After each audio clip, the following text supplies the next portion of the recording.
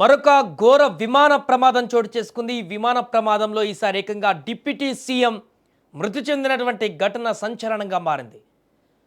బారామతి విమానాశ్రయంలో విమానం ల్యాండ్ అవుతుండగా ఒక్కసారిగా క్రాష్ అయింది. దీంతో మహారాష్ట్ర ఉప ముఖ్యమంత్రి అజిత్ పవార్ విమానంలో ఘోర ప్రమాదానికి గురయ్యారు.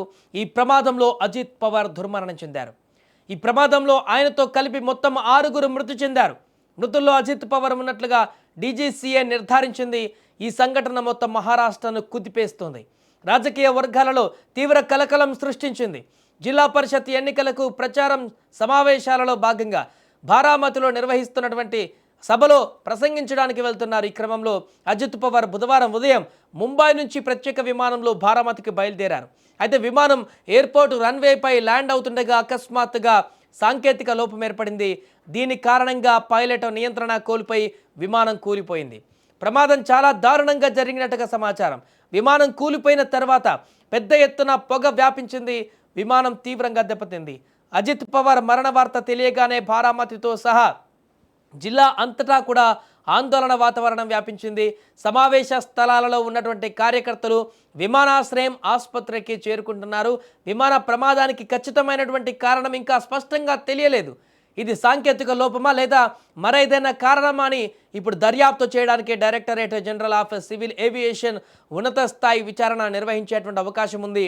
ఏదేమైనా కూడా ఉదయమే ఇంత ఘోరమైనటువంటి దుర్వార్త వినవలసి వస్తుందని కూడా ఎవరు ఊహించలేదు. ముఖ్యంగా మహారాష్ట్రలో ఒక కీలకమైనటువంటి నేత అజిత్ పవార్, ఆయన డిప్యూటీ సీఎంగా ప్రస్తుతం అక్కడ సేవలు కొనసాగిస్తున్నారు.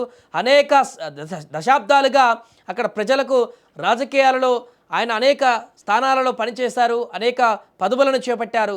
అలాంటి సీనియర్ నేత ఈరోజు విమాన ప్రమాదంలో మరణించారు. డిప్యూటీ సీఎంగా పదవిలో ఉన్నటువంటి సమయంలోనే అనేటువంటి విషయం ఒక్కసారిగా రాజకీయ ప్రకంపనలను కూడా రేపుతుంది. ఇప్పుడు అక్కడ మహారాష్ట్ర ప్రభుత్వంలో కూడా అలజడి మొదలైంది. ప్రమాదం ఎలా జరిగింది, ఎందుకు జరిగింది, ఇంత దారుణమైనటువంటి ప్రమాదం జరగడానికి గల కారణాలేంటి, పూర్తి వివరాలు ఇప్పుడు దర్యాప్తు కొనసాగిస్తుంది ఏవియేషన్. ఏదేమైనా కూడా 8:45 సమయంలో ఉదయం ఈ ప్రమాదం జరిగినట్టుగా తెలుస్తుంది. ఎన్నికల ప్రచారంలో భాగంగా, ఎన్నికల నిర్వహణలో భాగంగా అక్కడ ఎన్నికలను బలోపేతం చేసేందుకు కార్యకర్తలకు అక్కడ మరింత బూస్టప్ ఇవ్వడం కోసం అజిత్ పవార్ వెళ్తున్నటువంటి క్రమంలో బారామతికి కాసేపట్లో అయితే అంతా సక్రమంగా ఉండేది. అక్కడికి దిగిపోయి తన సభలో పాల్గొని అంతా యాజ్టీస్గా ప్రోగ్రామ్ అంతా షెడ్యూల్ ప్రకారం నడిచేది. కానీ అకస్మాత్తుగా అక్కడ పైలట్కి సరైనటువంటి ల్యాండ్ చేస్తున్నటువంటి సమయంలో అతనికి ఆ వాతావరణం అనుకూలించలేదన్నట్టుగా తెలుస్తుంది ప్రస్తుతానికి.